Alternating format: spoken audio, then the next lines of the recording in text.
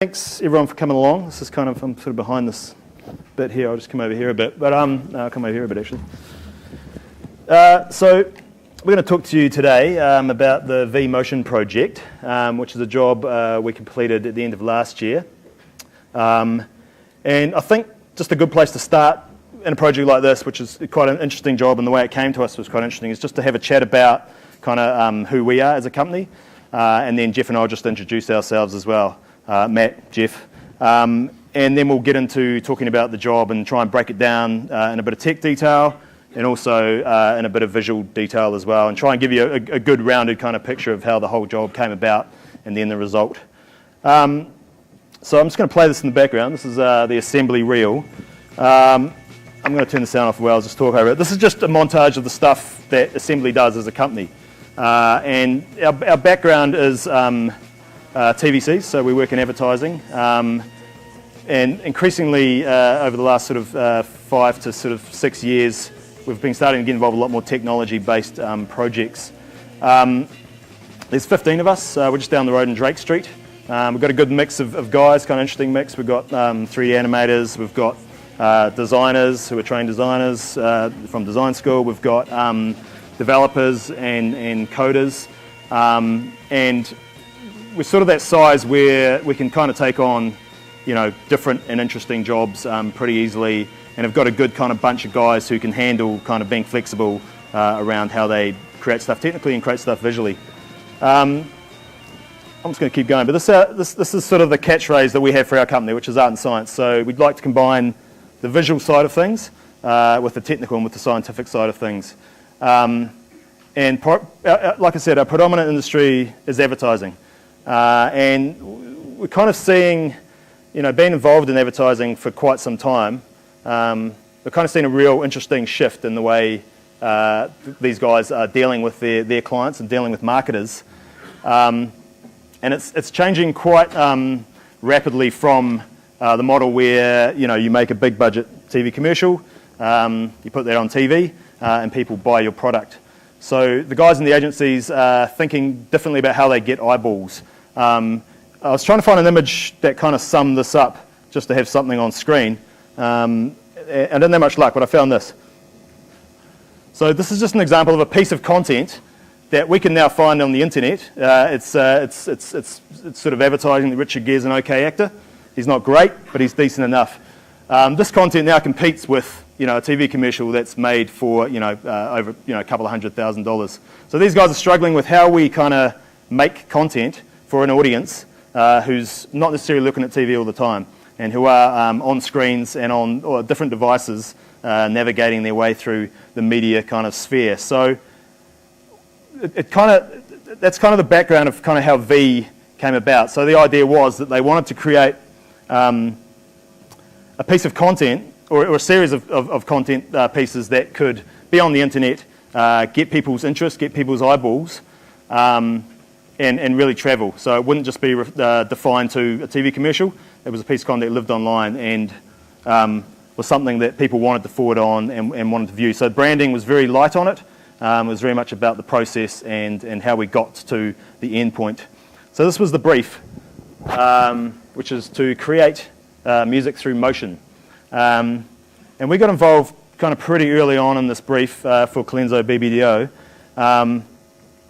And there was a few other guys involved as well, and I just want to acknowledge them right now because it was very much a collaborative job. There was a lot of different people here doing a lot of different things. So we had our agency, who was our client. V's obviously the client for the job. There's us in the mix. There's a guy called James Hayday, who's a sound audio technician. Joel Little, who's the musician who wrote the music. Josh Cezanne, who was the dancer and choreographer to put together how this thing kind of would be performed. Thicker Steves is a film production company, so they filmed the process and how, you know, kind of this whole thing came to life, and they documented that over, I think, about sort of 8 to 9 episodes on YouTube. Fugitive, which is Paul Sanderson, who's another very talented developer who worked alongside Jeff as well. And then, yeah, obviously us. So kind of a bit of a tricky kind of matrix of different companies working together. just going back to probably giving you a little bit of background about assembly and myself and Jeff. So my background is very much on the front end side of things. So design, crafting experiences that work kind of across many different screens. And Jeff is much more on the technical development side of things. Jeff, do you want to add anything to your... Maybe later. Yeah, cool, great. So the job was basically was that matrix, and then the client, I think, for them it was a really interesting journey for them, because basically their idea was that they were sponsoring an experiment. So sponsoring a group of people to come together and try and make the brief happen. So try and make music through motion. They going in, there was no guarantees that any of this would work. There was no guarantees that they would have a piece of content at the end that they could feel proud of and market their product.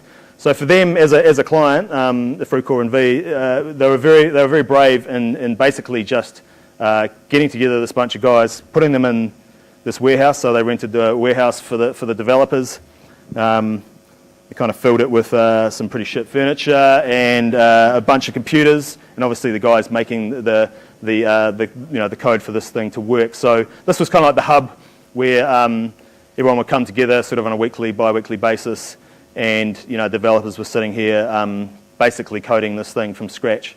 And we would just come together at these kind of at this warehouse and try and figure out how this thing would work. And it's a pretty, for a company like us who are used to making content that you kind of know how it's going to, or you have a really good idea of how it's going to look at the end, it's a pretty scary brief.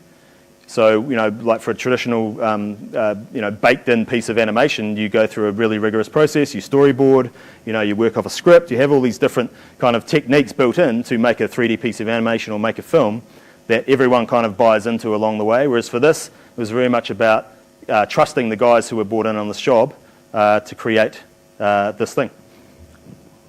So I mentioned documenting the process. This is a really good little intro from Joel Little, who's the musician who made the track that was then pulled apart. And for the documented process, there is that sort of slight there's a storytelling element to it. So there is Joel is the front man, I suppose, for the job, and for the purpose of the YouTube clips, he was kind of presenting a lot of the content with the dancer Josh. So it's just a good little clip, kind of introducing the actual project.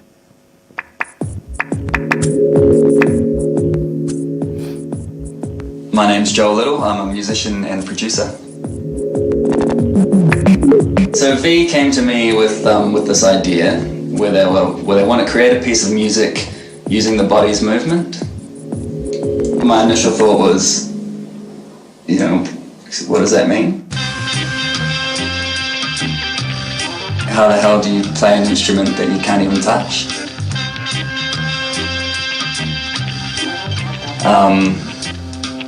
Yeah.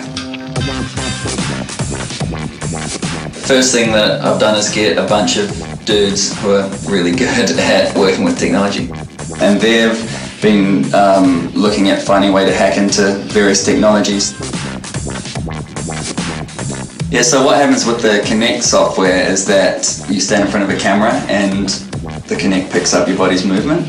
And so we're trying to find a way to hack into that, along with a music making program called Ableton. Basically, we're going to hack these two programs together, and hopefully we're going to be able to create some music through movement. Yeah, so hopefully this is going to work.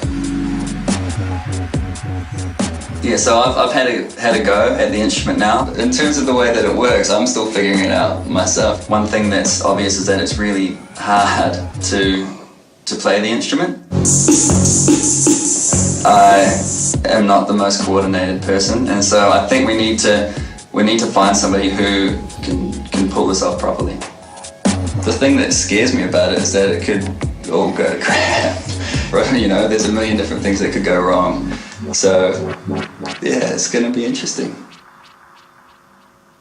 So that's kind of the setup. And when you're working on jobs with a big group of people, with a client who's nervous, the first kind of really useful thing that we always do is start putting some pictures together. So start visualizing what everyone's talking about and put it into an image or a series of images and just go, is it kind of like this? And they might go, yep, that's it, you've nailed it, or they might go, no, completely wrong.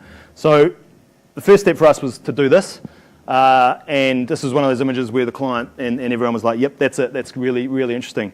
So there's a few kind of, really sort of important things that we wanted to kind of get across in the image. One of them is the guy who's controlling it is not facing any kind of crowd. He's facing the wall and he's facing the instrument. So he's not actually there to entertain the people. He's more of a conductor rather than a dancer. And that was kind of one of the key kind of things going through this, that he was conducting rather than dancing. We wanted to have this thing to be big and to be on a wall and to be in a public space.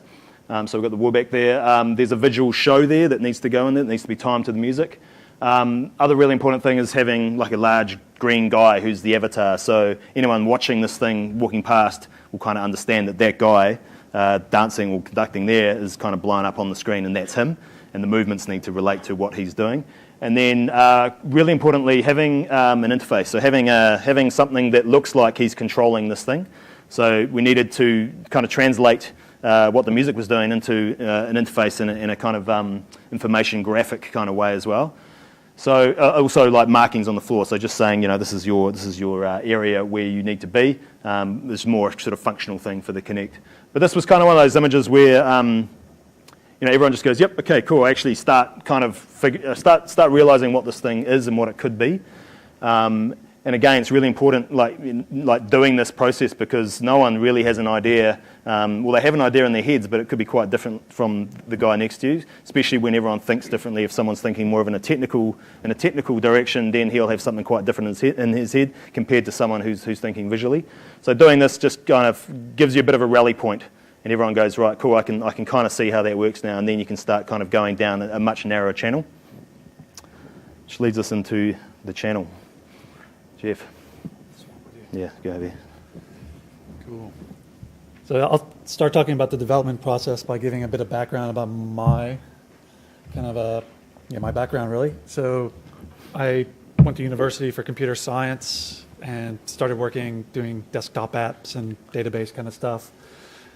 Didn't like that so much. Started working with designer friends and getting into web and kind of more looser, more visual sides of programming, and really fell in love with that.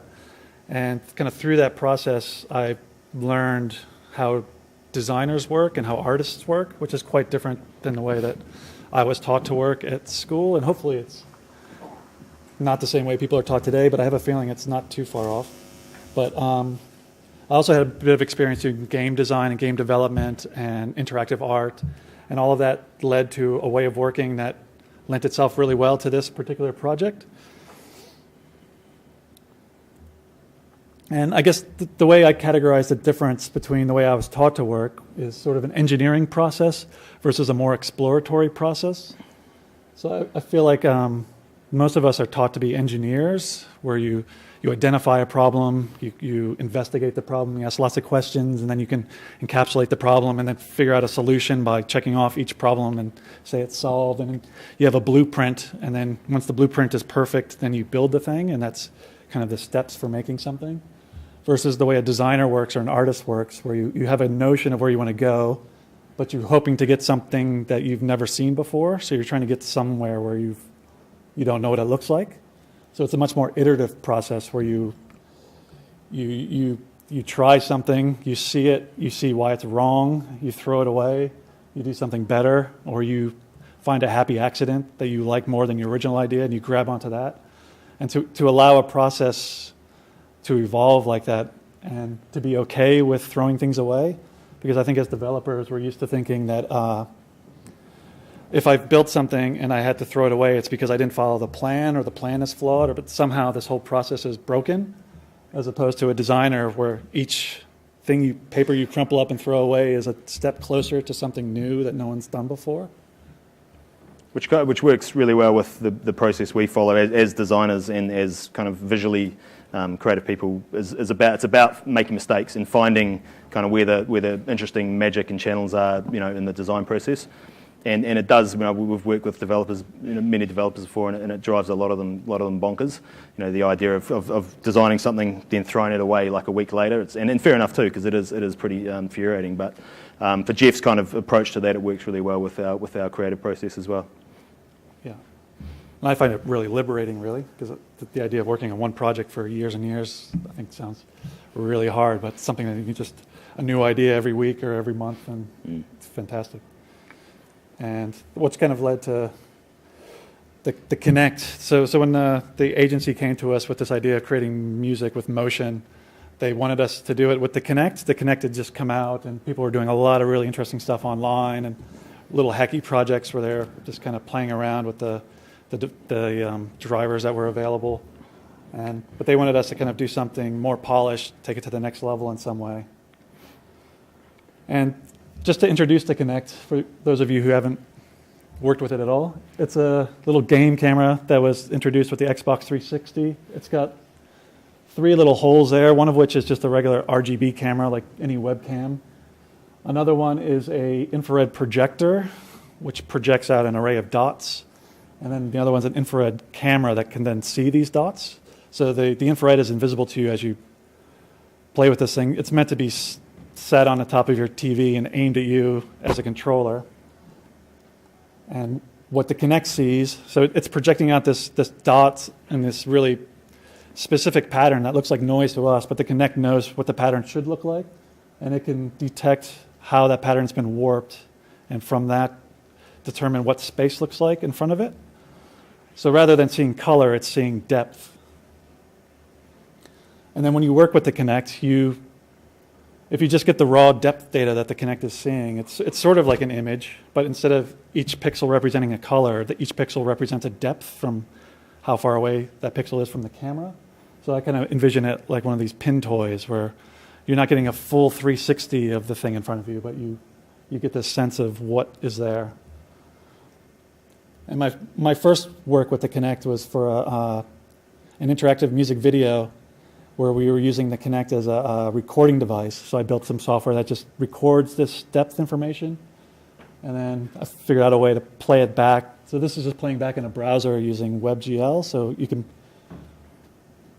kind of recreating that pincushion effect just by making a point in space for each depth pixel that the Kinect is seeing.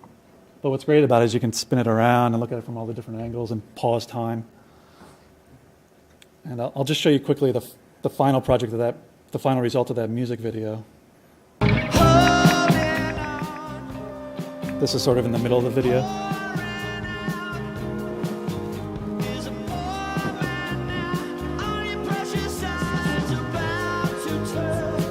And this is quite interesting because we were combining what the RGB camera could see with the depth to kind of get this quite ghostly image. And you can see that the Kinect's not perfect. You get noise around things and edges that aren't perfectly sharp, but we really like that for that project.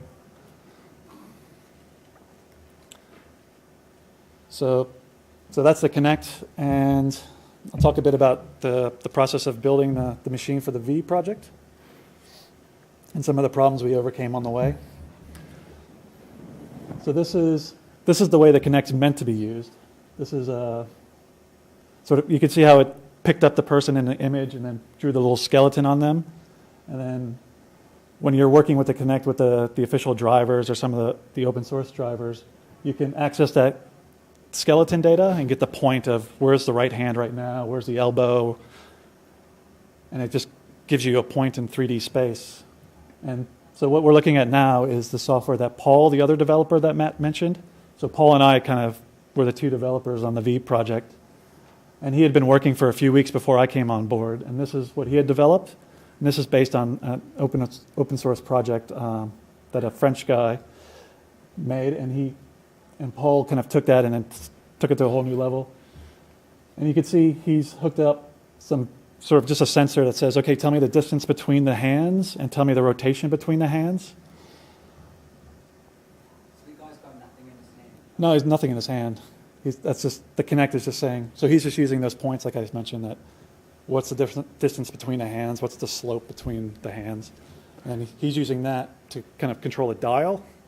So we kind of saw this as well with the agency and with the client, and that was kind of that first step where it's like, oh yeah, cool, it's interesting, and it looks kind of pretty interesting straight out of the box. You know, we've got something tracked to someone's hands, and then, you know, how do we use that, you know, already visually interesting thing and turn it into something that actually works and is useful. And so this piece of software is hooked up to Ableton Live, which is this software. Which has a lot of knobs. So this is what a lot of DJs use to create music. It was designed to be used in live environments, so you're performing music live, electronic music usually, but it could handle any sort of thing that you can break into stems and sections. And so you'll notice that there's millions of little knobs and buttons, and anything in Ableton can be hooked up to a knob and a button. Usually you have a physical MPC device with lots of buttons and faders and knobs. And so you'd say, okay, I want to control this knob with this fader, and I want to control this thing. But what Paul's system does is connect that rotation thing to one of these knobs, and it's not just limited to one thing, so you could have 3 or 4 different things happening depending on different angles, or you tap your head to turn one instrument on, and you jump to turn them all off. And so this slide was also kind of probably a little bit further on down the music development path as well. So Joel had already written the track, had been signed off by everyone, and then he's pulling it apart and putting it back together in Ableton Live, so we can access all the individual stems to be able to control them. Yeah. So in effect, the system that Paul had created allowed us to use that skeleton data to kind of turn knobs and turn filters on and off, and kind of start new loops and record loops, and it was extremely powerful and really flexible and kind of intuitive for the creator to kind of figure out how it works. But the one drawback was that there was this lag. There's always a lag, so you tap your head and the sample starts, but it doesn't start instantly. And for the musicians, this was a kind of a really annoying thing, because you want to play along with music, you want to create a drum beat, and you do something, and then there's a kind of a half-second little lag before you hear it. It's real disorienting, and you can't really play. So like Joel mentioned in the intro video, like not being able to touch anything, and this was kind of our way of being able to touch something. So to be able to play something live and play something real time was a pretty important part of making this thing a lot more interesting. Yeah. So because of my previous experience with the Kinect and just dealing with that raw data that was coming out of that depth camera, I hadn't really experienced any of this lag issue, so I kind of thought it was probably due to the skeleton tracking and all of the interpolation and the math that it must have been doing to figure out where your body is in space, because it was probably looking forward in time and recording a few future frames to figure out how you're moving in the past, and then in the future to figure out how you're looking now. So there just be this inbuilt delay where it's waiting to see what happens next before it tells you where you are now. And I thought, well, if we just use the raw depth data that's coming straight out of the camera, maybe we can do something a little bit faster, and maybe we can kind of crack that real-time problem.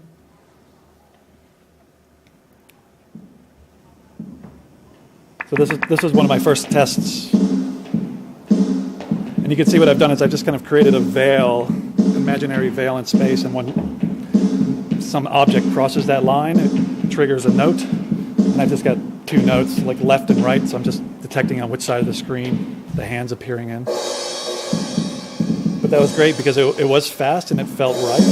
You could kind of play a beat. And so that kind of led on to the second experiment, which was trying to make something a little more musical. But looking at this, when we looked at this, from a musical and a design point of view, there's too much detail there. So there's too many things to play. So to be able to play this in space, to be able to control one key from the next is without having any tactile kind of feedback was kind of impossible. Yeah, because a big challenge of these ways of like pushing forward to trigger a sound it felt really weird, because when you play a drum or press a key, you feel the limit of you've hit the thing and you know to let go. But here you wouldn't know that you've hit it until you've heard it, and maybe you've moved too far, and so it was hard to kind of get into a rhythm or be precise. And then, so we kind of cracked that by simplifying things even more. So here all I'm doing is I draw little areas around the player. Fuck yes, man. It's hard to see because he's moving so fast. We were quite excited that we nailed it. That was James, one of the musicians, playing.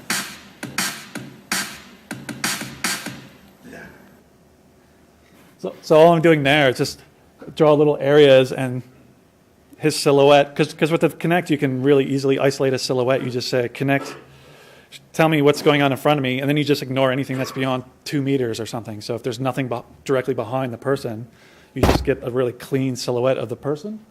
And so you just use those pixels, and then you say, okay, these are the keys. You just define some areas in space, and then you count the number of pixels each frame, and if there's less than 20 pixels, the key is off, and if it's more than 20 pixels, then the key is on. So it's real fast and really solid. And the thing that we didn't plan for, but it just worked really well, is when you throwing your arms out, you have this like inbuilt limit of how far you can go. So it's instant like tactile response just built into the way you move. So it felt right. So yeah, kind of lucked into that, but it worked really well. So then we had these two ways. We had Paul's ways with the knobs and all the control and being able to define all these different ways of controlling the sound and building up this track. And then we had this real-time way, which you can play beats and stuff, which are really great, but you can only do that for so long. So we were trying to decide, like, which system should we use, the control or the speed? So we decided to do both. So we ended up using 2 Kinects and 2 computers and... One Windows, one Macintosh. So which ended up being really good because we were able to kind of divide the work at this point as well. So Paul focused mostly on the sound side of things, then I focused on the visual side of things. So we had kind of 2 dedicated computers, one hooked up. So I was the Mac Pro on the bottom, hooked up to a whole bunch of projectors for the big show. And Paul's was the Windows computer on the top that was running all the audio. So he had Ableton and all the audio running. But then we had to communicate back and forth because I needed data from him to know what to draw for the visuals, and he needed data from me to know what to draw for the keyboard. So we had to come up with this whole data language to talk back and forth. But we saw that, and then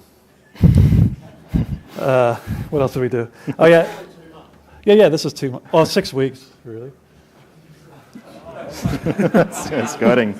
No, neither of us had done we'd never done any networking before, but we just learned UDP and got it working. And then, but the real problem was 2 Kinects, because of the way I explained how it works with the dots and the project and the detecting. If you have 2 of them pointed at the same thing, the lower one sees the upper one's dots and gets confused, and the other one sees its other one's dots, and so it's just a mess. But there's this really clever thing that we found. I think Matt Tizard found it. If you wiggle one of the Kinects, so one Kinect is wiggling and the other Kinect is still, the wiggling Kinect sees the still Kinect's dots as smears and ignores them, but its own dots are solid, and vice versa. So the other one, so they see their own dots just fine and just ignore the other one. So we came up with this really high-tech Wiggler. It's a remote control car motor with some rubber bands. If you're watching the video, like everything's held together with duct tape and rubber bands. And it works great, if you remember to turn it on. And so this was our final system once we had all kind of the programming ready. So you can see there's the 2 Kinects. There's the visuals on the wall there with a bit of feedback to the audience for what's going on. And then there's another second monitor lower down so the performer can see tools more specific to what he's doing. And there's a little area mapped out on the floor saying this is the different zones, because we had different actions happening depending on how far forward or back he was. So that was like the programmer's version of the machine. And it was kind of up to hand it back over to Matt and the designers to make it beautiful, and to hand it back to Joel to make it sound good, and find a dancer to actually make the motion look like something. Yeah, cool. So so like Jeff mentioned, that was the kind of the bare bone raw version, and the idea was to turn it into a show and turn it into something that that we could film and make it look interesting and compelling. So we kind of this is the video from that still. But this is kind of the first full playthrough, just as James Hayday, who's the sound engineer. I'll just keep it on a bit low. And he actually played through the full thing for the first time. We just filmed it on the iPhone just to kind of capture it. But this is when kind of everyone was getting pretty excited. It's like, actually, this actually might work, and it might actually not be completely lame. So because we were all very worried up to this point. It was like, actually, yeah, I can see how this thing works. So technically it was working really well. Jeff and Paul and the guys had done a fantastic job on making it work. And this was kind of the proof of it. There was some point where everyone said for themselves, oh my God, I think it can actually work. Yeah. We all assumed we would just have to fake it at the end, because that's what we're used to doing with TV. You know? Yeah. Oh, we'll just fake it in post. Yeah, that was the fallback. Yeah, work? so there was that fallback plan where we just kind of fudge it a little bit and kind of make it up. But yeah, like Jess said, we kind of got to this point where we didn't have to. But we still need to kind of make a show, right, and still need to make something that was an interesting thing to watch. So the first step of this was actually getting someone to perform it. Like, a really integral part of this was having someone who could play this instrument and not look like a complete tool. So we got this young guy, Josh, and again, this is going through kind of a pretty traditional kind of casting process that you go through, for any kind of commercial. And Josh popped up, and he's a really good young dancer. And I'll just play this video. This is his intro video from YouTube as well. So I'll just play this. This kind of says it better than I can.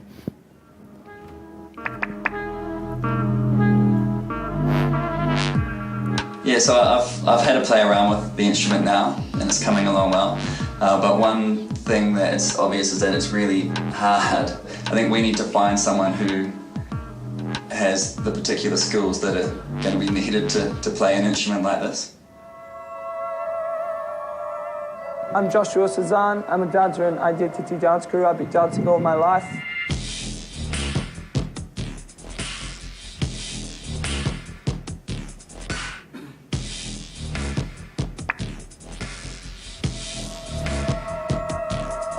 I'm going to play some musical instrument which I've heard little about.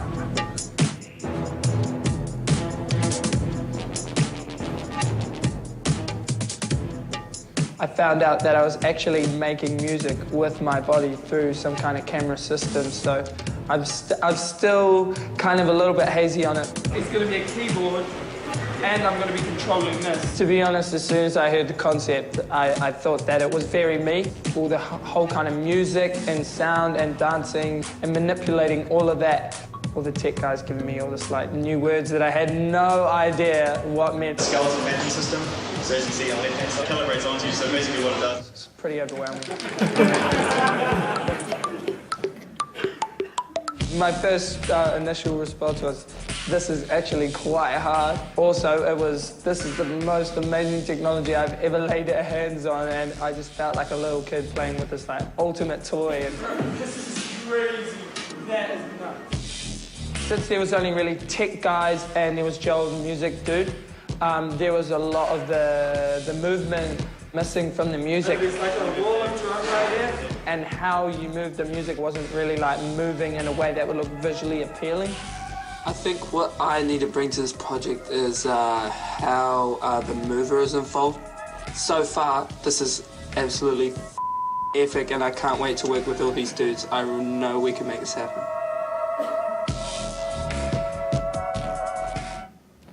So that's Josh, and he was, he came on board and kind of took the project to another level again, because he's a young guy with a lot of energy, and he was really keen on figuring out, like he said, how he makes this thing actually kind of work. So this is his kind of earlier playthroughs where he's just trying to figure out, how to make a move happen that plays the right sample and can look, a bit more interesting than what our James is playing.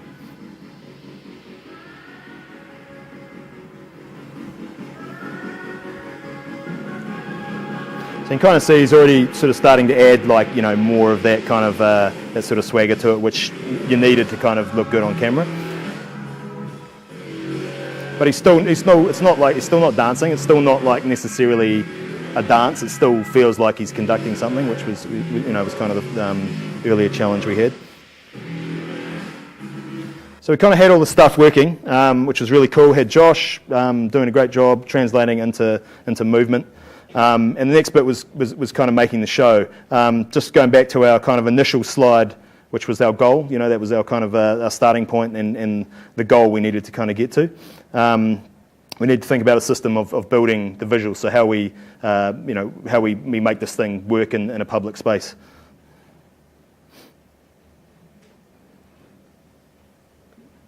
Yeah, Jeff, I think yes, you. Yeah.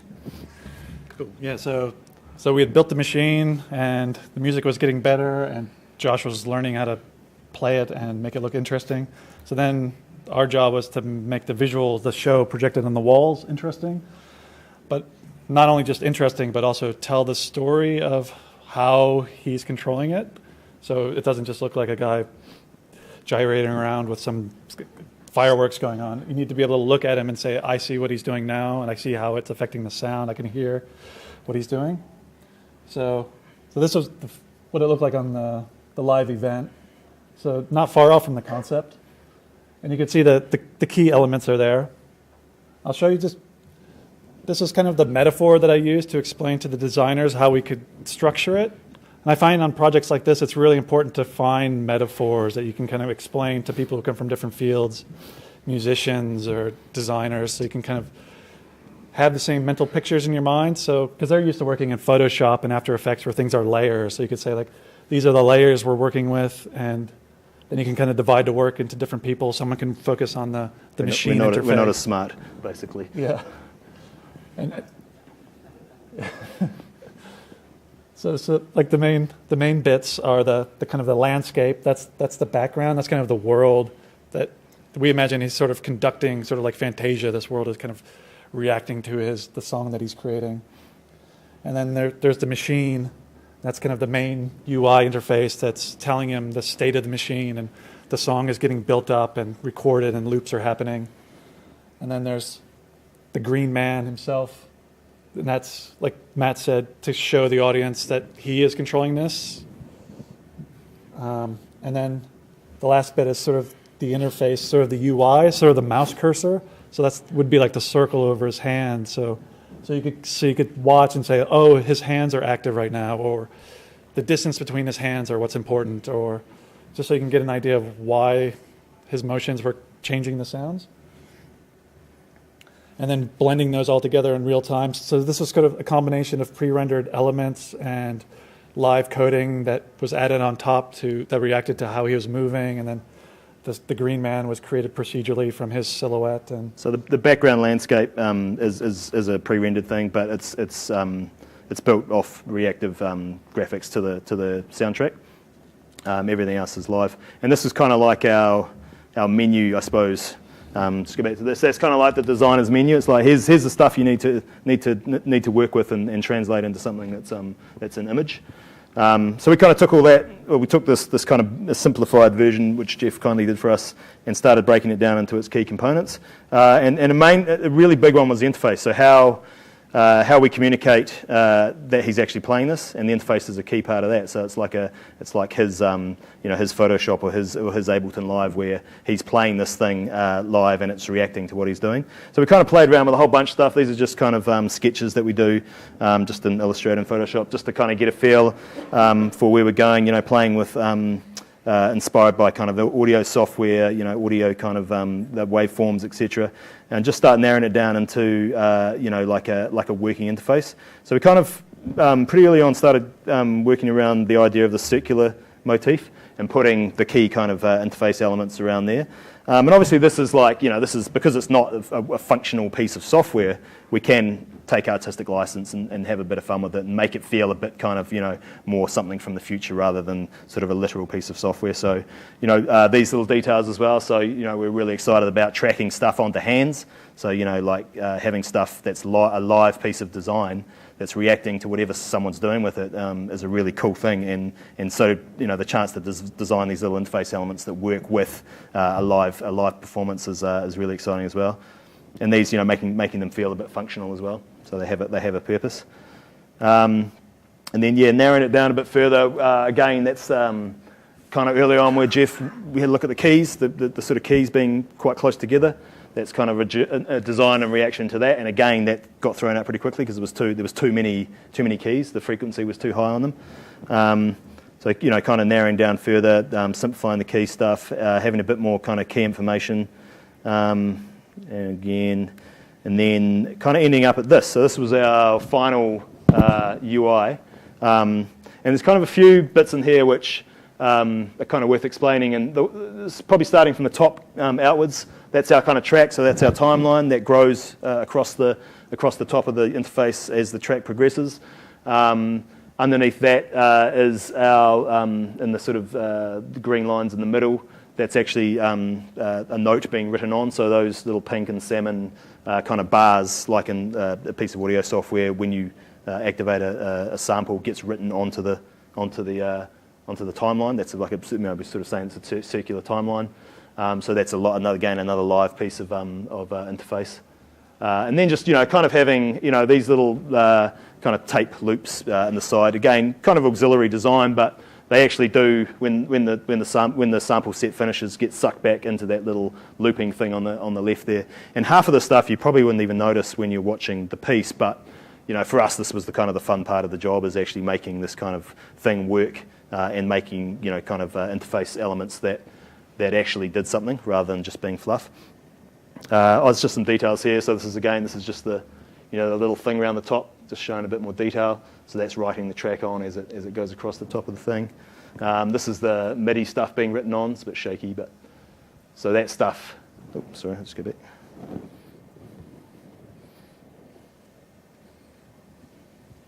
So yeah, those little blue guys are actually being written on across the thing, and then they get kind of sucked back in to that little bit there. So that's again a cool little live thing, which you probably won't notice, but just kind of fun stuff.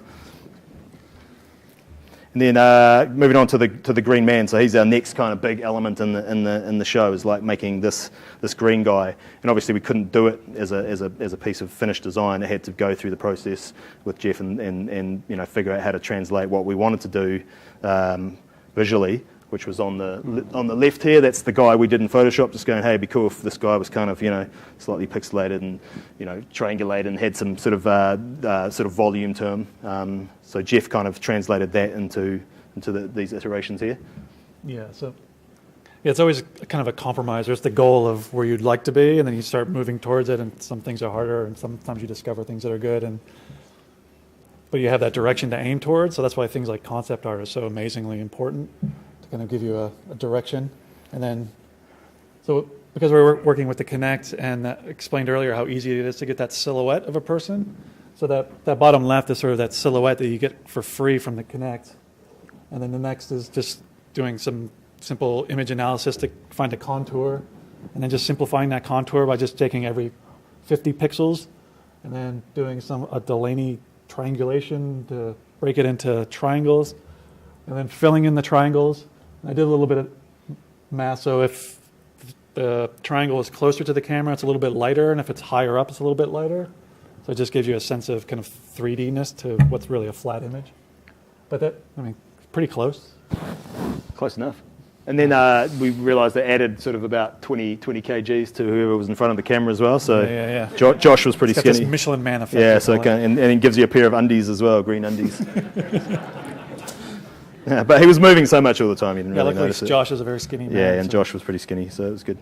I'm just going to go through this. This might be, we might just need to ride the volume a bit on this because some of it's quite loud, but it'd be good to hear it. So these are the final control sets, or so you describe it. So these are the track. This is the track broken down into the different ways of controlling it and playing it. We we took the track and then figured out what he could control for each one and divided it into different sections and different instruments. And you can see him in the video change which set he's controlling with by pushing forward, and that kind of turns the machine and changes it to these different controls. And this is Paul testing it, so he's playing it really badly. So just which is actually quite good because it kind of proves that it was kind of semi hard to play.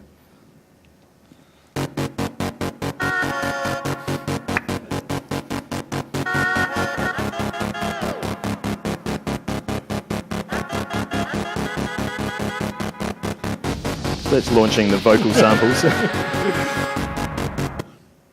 So that's vocal samples. This is bass.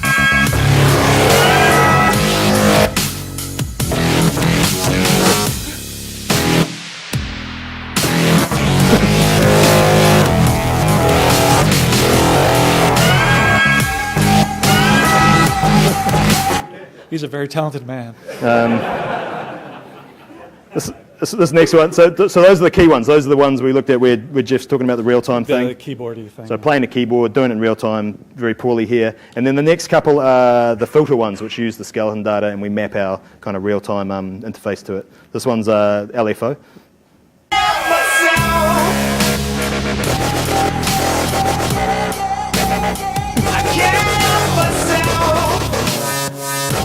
That's actually that's controlling that wobble, the drum and bass wobble, but he's going so erratic you can't even tell. But so that's your classic drum and bass trope, that one. And then the other thing was we had to show this to the client as well, and Paul was just kind of just mucking around. This is the only thing we had to show them though, so thankfully they were sort of had an open mind. This one's awesome. Oh, this one.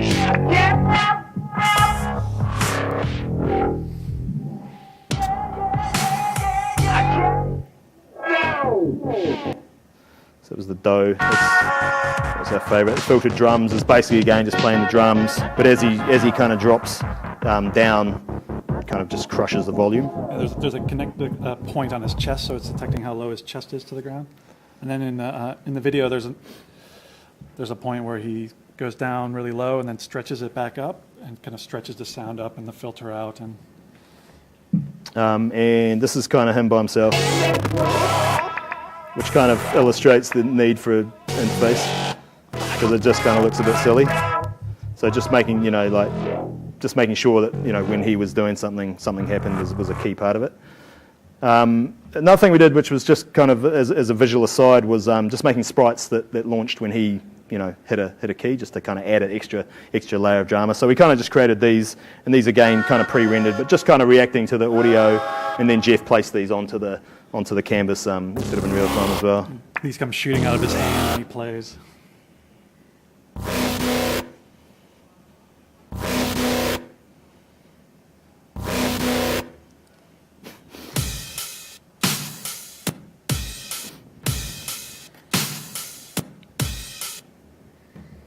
So, everything's kind of building towards this point, which is we're actually performing the thing live, in a car park somewhere in Auckland.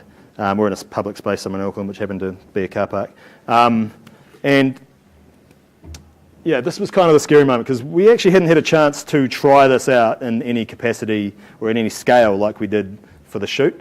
The idea was we were also shooting this for a free music video, and there was commercial stuff as well. But the main thing was this music video that would live online.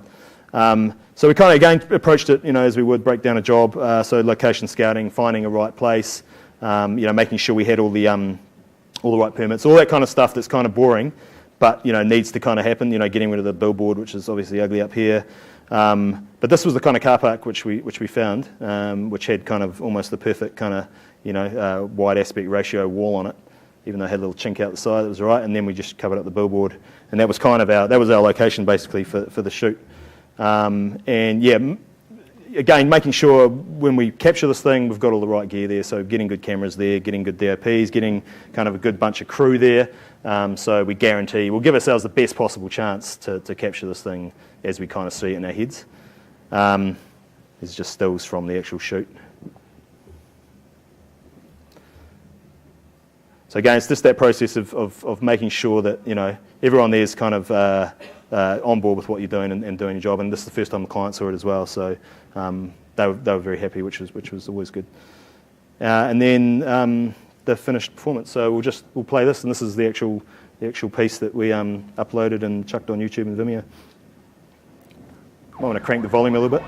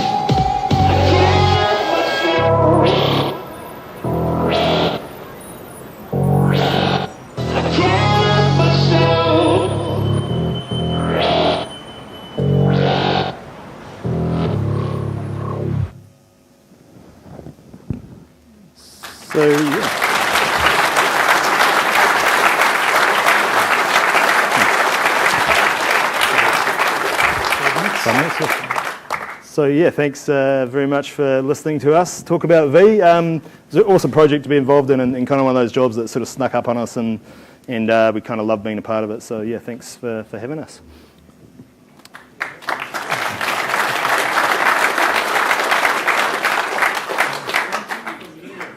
Yeah, it's a good question. Yeah. Well, the next steps for some of this, I'm not sure. I mean, I think it's been taken on the road a little bit. I think it popped up at Armageddon, and people had a go at it. But yeah, I mean, it's kind of one of those jobs because it was sort of, built as a bit of an experiment. We didn't really think about the next kind of phase of it. So I can't tell you. Yeah. It's hard to say. And I've written up a few blog posts, kind of really detailed about how it all works. Because I mean, we can't really release the code, but just hoping someone will take it to the next step. But yeah. I mean, it's for an ad agency for FruitCore kind of thing, so it's kind of their baby. But yeah, we built it for them. They contracted us to do it, so it's one of those one of those things. But it doesn't mean we can't make something based on the same technology for someone else. But we just haven't quite had the client come through for it, and we've had contact from quite a few people around the world to asking us whether we can recreate it. But there hasn't quite been the budget there for it, so we haven't had a chance to do that, unfortunately. How many takes was that video? We shot about 8 times. Yeah.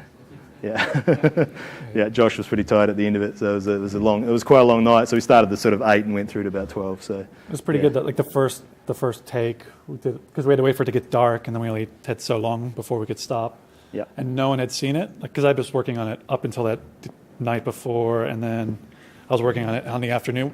Paul and I were adding features. Yeah, at right next to the thing. There's photos of us coding, like as everyone's like setting up lights and things. Yeah. But that first like dry run, we also filmed it, and so the whole thing went flawlessly. We played it perfectly, and I don't know. It's hard to go back to launching websites after you launch something like that, and it's like everyone erupts into like applause, and it's like, oh yeah. Yeah, we shot a lot there. We covered our bases, and just making sure we had lots of different angles and details and all that kind of stuff, because we really wanted to kind of highlight what was going on. That was a big part of it, like making sure this was a piece of evidence that said, yeah, we actually all these really talented guys made this thing, and this is kind of what it looks like. And I think that's what's helped it travel, quite far. It's had lots of good traffic on the sites where it's up. So that's great. Yeah. So the earlier video is going onto YouTube. Yeah. They've been put on YouTube before. Exactly. Yeah. Yeah. Yep. So they were kind of Every seeding. week. They were sort of seeding it. Yeah. No kidding, right? Yeah. There was a live. They told us there was a live feed as well from. You Live. You Live did was- like the second take, I think. Yeah. So they told us there was a live TV crew there as well. But the agency was happy because this web episode thing was going to go no matter what. So they're like, the whole thing was a disaster. They still think it was great because it's kind of like V's about these crazy projects, and so Yeah. I mean, V were pretty awesome actually throughout the whole thing. Good bunch of clients, and they just kind of bought into it. And like I say, it started pretty brave because there was no guarantees any of this would work. So yeah, it was a good process for them as well. quite a bit. Yeah, you guys had V. Yeah, these guys up in the shed, up in the sort of warehouse shed. So we there were wasn't back a lot down of the studio. furniture in the shed, but there was a lot of V. It Yeah, was like 4 fridges. That was your and furniture. Pallets of Too much. too much. Yeah. How many hours did you end up working? No, it wasn't too crazy actually, but it was pretty intense, especially towards the end as it was getting closer and closer, and our ambitions were getting bigger and bigger. But, like these guys were working quite a lot, just doing the bare bones stuff, and we couldn't really do much until we had a sort of framework to work with from a visual point of view. So we were kind of waiting for these guys. So there was the last kind of 3 weeks were really intense, but it was just that sort of even flow of development versus actually doing that the picture visual where side. James was playing it and at the warehouse, and it was just really ugly looking and really raw. That was like 3 weeks before the live performance thing. Yeah, So yeah. all of that happened after that point. Yeah. So it was pretty compressed. Was there much sort of feedback, like you said, when he first started dancing, the actual dance, Yeah. it still wasn't quite right. Was that about him learning it, or was that more about the musician actually changing? Yeah. No, it was a totally collaborative thing where he was, because while I was working on the visuals for the last 3 weeks, Paul was working with Josh and James and Joel to, because Josh had some really good ideas of how he wanted to move and how he thought his movement, how he wanted to control the machine. So because we built all these tools to make it tweakable, we just changed it so it was the way he wanted it to be. So it was a real. So he had input as well. He wasn't just a performer. He was a part of the team, really. Yeah. So he was a big part of changing the way it kind of evolved as well. So which is quite interesting for you guys, eh? Yeah, it was really good. Cool. Cool. Awesome. Thanks, guys. Thank you. Cheers.